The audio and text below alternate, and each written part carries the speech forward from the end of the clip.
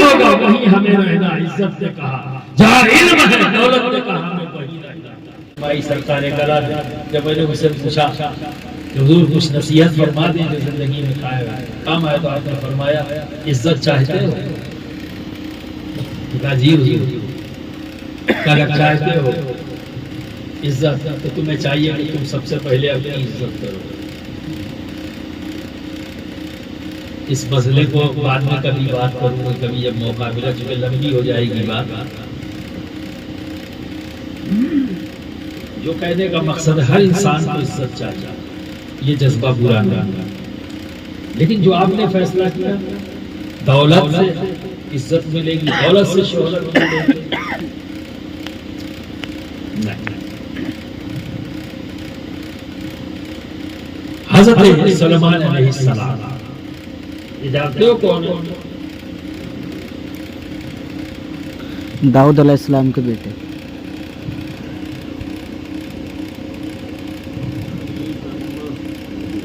سر نکل گئی۔ حضرت داؤد علیہ السلام کون ہے؟ اللہ کے نبی، اللہ کے نبی۔ ماشاءاللہ، زور سے بولو بیٹا تاکہ سب سنیں، تاکہ وہ بھی یاد کرنے کی کوشش کریں، کیونکہ مولا علی کا فرمان ہے کہ ہم جنس کے قریب ہوتا ہے۔ تو اس سے میں نے یہ رزلٹ نکالا، گاؤں والے سے زیادہ قریب ہوتے ہیں، تو تم کو سن کر شاید ان کے دل میں بھی جذبہ پیدا ہو۔ میرے گاؤں کے ایک لڑکے نے جواب دیا تو مجھے بھی یاد رکھا، اس لیے چاہتا ہوں۔ حضرت داؤد علیہ السلام نبی، ان کے بیٹے حضرت سلیمان علیہ السلام نبی، اور اللہ نے آپ کو سلطنت عطا فرمائی، پوری دنیا پر حکومت، اور آپ کی حکومت صرف انسانوں پر ہی نہیں، جناتوں پر اور جانوروں پر بھی، چرند پرند سب پر آپ کی حکومت، یعنی اللہ رب العزت نے اپنی ہر مخلوق پر ان کی حکومت بنائی، سب کے وہ حاکم کی۔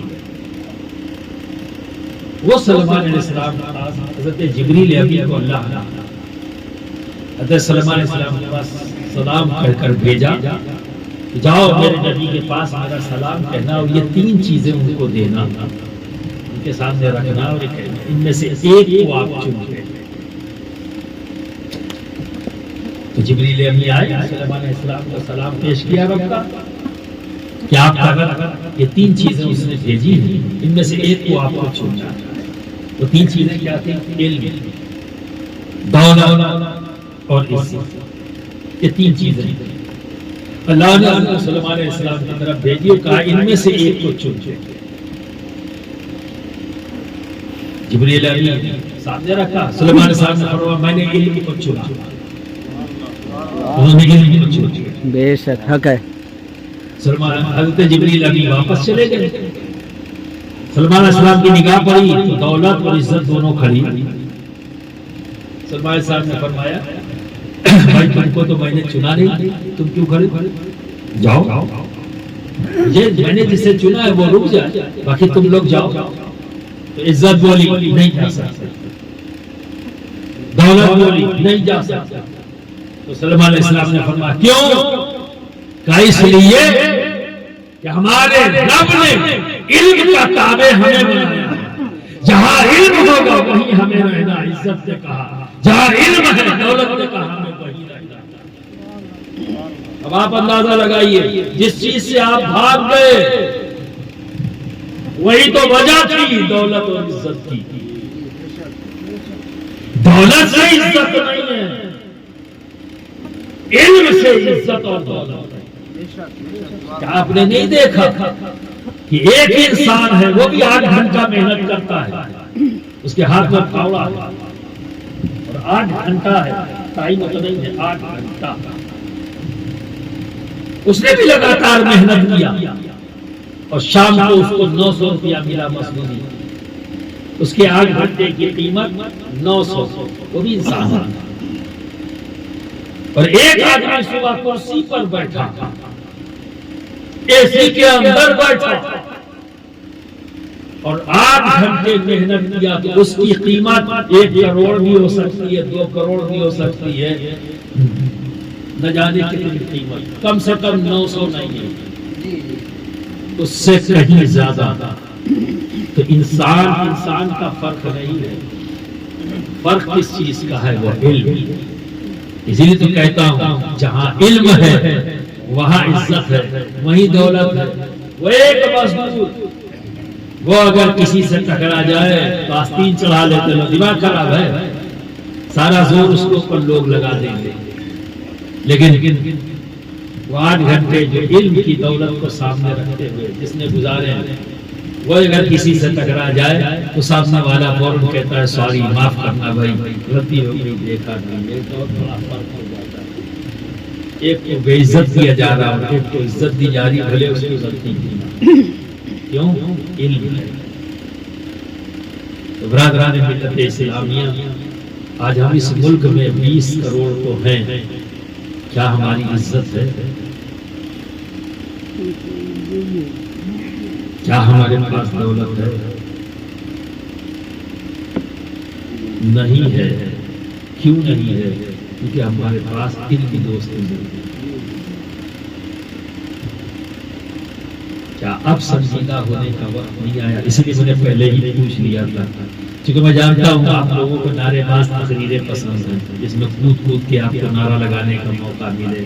ڈھیر سارے آپ نعرے لگاؤ، چیخاؤ، اس میں آپ کو مزہ آتا ہے چونکہ ایک ماحول بن چکا ہے. لیکن میں اسی لیے سوال کرتا ہوں، کیا اب وقت نہیں آیا ہے کہ ہم اپنے بارے میں سوچیں؟ کیا اس طرح کی راتوں کا استعمال غور و فکر کرنے کے لیے نہ ہو؟ کیا نعروں کی گونج میں ایک رات گزارے؟ کب تک ان نعروں کی گونج میں رات گزاریں گے؟ کب تک ہم اپنے جلسوں کو منورنجن کی محفل بنائیں گے؟ کب ہم اپنے حالات پر غور و فکر کریں گے؟ کب سوچیں گے؟ جب تک سوچیں گے نہیں کہ بدلاؤ نہیں آئے گا. تو کیا میری بات سے آپ متفق ہیں؟ نہیں، شاید سمجھ میں نہیں آیا. افسوس ہے کہ میرے ہی اندر کمی ہے کہ میں آپ کو سمجھا نہیں سکا. اگر واقعی سمجھ میں آیا ہے تو اگلی بار میں فرق دیکھوں گا. جب بھی کبھی آنا ہوگا آپ ہی کے یہاں کا بچہ کوئی مجھے دلی میں مل سکتا ہے، جامعہ ملیہ میں پڑھتا ہوا، JNU میں پڑھتا ہوا.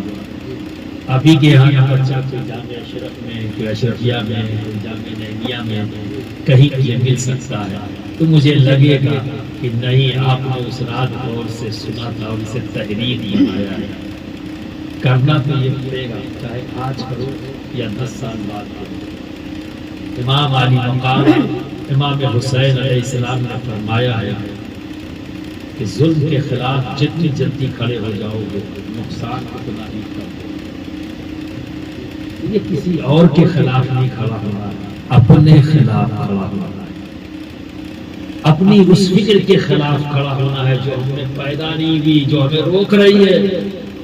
اس تحریک سے، علم کی تحریک چلانے سے جو ذہنیت ہمیں روک رہی ہے، اس ظلم کے خلاف ہمیں کھڑا ہونا اور کھڑے ہو کے اس جنگ کو جیتنا ہے. ہر گھر اگر کوئی نعرہ ہی لگانا ہے تو ایک نعرہ لگا دو بھائی، آدھی روٹی کھائیں گے پر بچوں کو پڑھائیں گے. اگر نعرے لگانے کا شوق ہے تو یہی نعرہ لگا دو بھائی، آدھی روٹی کھائیں گے پر بچوں کو پڑھائیں گے. اسے فقط نعرہ نہیں، اسے زندگی بنا دو. اپنے گاؤں کی زندگی، اپنے گھر کی زندگی سے لے کر اپنے گاؤں کی. ہر ایک گاؤں صحیح ہوتا ہے تو پھر اگلا گاؤں اسے دیکھ کر صحیح ہوتا ہے، اور پھر اسی طرح سے حالات بدلتے جاتے ہیں. تو 20-25 سال میں ایک نمایاں فرق نظر آیا، ایک نمایاں فرق. تو برادران ملت اسلامیہ، آج کا یہی پیغام ہے میرا. اپنے عقیدے کو، اہل سنت والجماعت کا عقیدہ کیا ہے، اس کو جاننے کی کوشش کی. آپ کو اللہ نے 24 گھنٹے دیے ہیں جس میں 7 گھنٹے آپ سنو گے، ٹھیک ہے، 8 سے 9 گھنٹہ آپ محنت کرو گے. آپ کے پاس 1 گھنٹہ تو ہے نا، آدھا گھنٹہ تو ہے نا کسی عالم سے اپنی علم کی امتیاز جو تم نہیں جانتے وہ جاننے کی کوشش کرو، شریعت کو جانو۔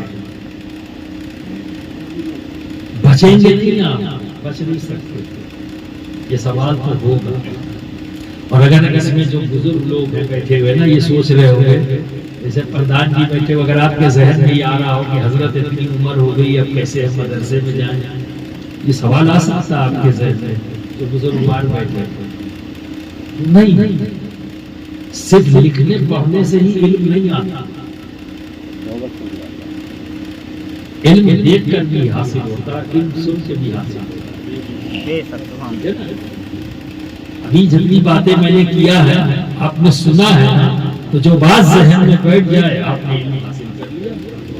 تو ان جلسوں کا مزاج بدلتے ہیں، اگر آپ سنجیدگی کا ماحول بن جائے، یہ بھی درس ہے، جو عالم آئے گا جو بھی بولے گا وہ درس دے رہا ہے، آپ سن کر اسے یاد کر لیں تو علم ہو گیا۔ تمام صحابہ نے نبی سے ایسے ہی علم حاصل کیا، تمام صحابہ نے اسی طرح سے نبی نے جو بولا صحابہ نے یاد کر لیا اور عمل کر لیا، علم حاصل۔ یہ مت سوچئے کہ آپ کو علم نہیں، لکھنے پڑھنے ہی سے خالی حاصل ہوتا ہے، صرف انداز بدل دیے۔ آپ اپنے یہاں مسجد میں جمعے میں جو عربی کا خطبہ دیتے ہیں شاید اس میں بھی دوسرے خطبے میں بعض لوگ پہنچنے کی کوشش کرتے ہیں، پر میں پیغام آپ کو دوں گا کم سے کم 25 منٹ پہلے، کم سے کم 25 منٹ پہلے، خطبے سے 25 منٹ پہلے آپ اپنی مسجد میں پہنچ، وہ 25-30 منٹ جو امام خطاب کرے گا اسے غور سے کوئی مسئلہ بتائے گا، کوئی سیرت کی بات بتائے گا، کسی ولی کا ذکر کرے گا، آپ سنو غور سے اور اسے یاد کر لو، علم حاصل ہوا یا نہیں؟ تو ہر ہفتے کچھ نہ کچھ آپ سیکھو گے، پھر ایک دن ایسا آئے گا کہ آپ کے پاس بہت کچھ ہوگا، لیکن آپ یہ موقع اگر گنوا دو، جو گنوایا جاتا ہے عام طور پر، اسی لیے جب کوئی سوال کیا جاتا ہے تو ہم خاموش ہوتے ہیں، تب شرمندہ ہونا پڑتا تھا۔ تو اپنے آپ کو شرمندگی سے بچانے کے لیے ہر جمعے میں خطبے سے کم 25 منٹ پہلے پہنچیں۔